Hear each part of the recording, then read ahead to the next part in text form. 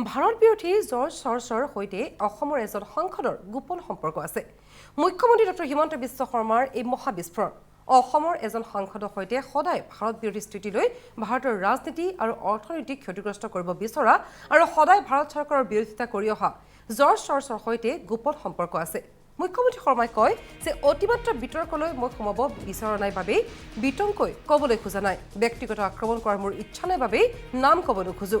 উল্লেখযোগ্য যে এইবাৰ অসমৰ পৰা কংগ্ৰেছৰ 3জন সাংসদ গৌৰৱ গগৈ, প্ৰদ্যুৎ বৰদলৈ আৰু ৰকিবুল হুছেইন লোকসভালৈ নিৰ্বাচিত হৈছে।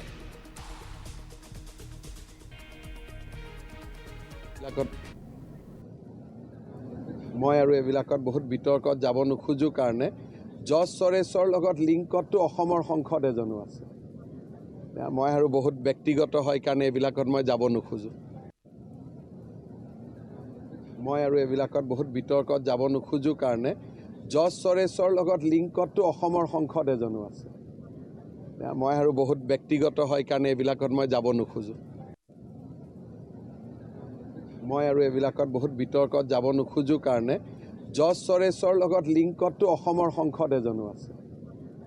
মই আৰু বহুত ব্যক্তিগত হয় কাৰণে এইবিলাকত মই যাব নোখোজো।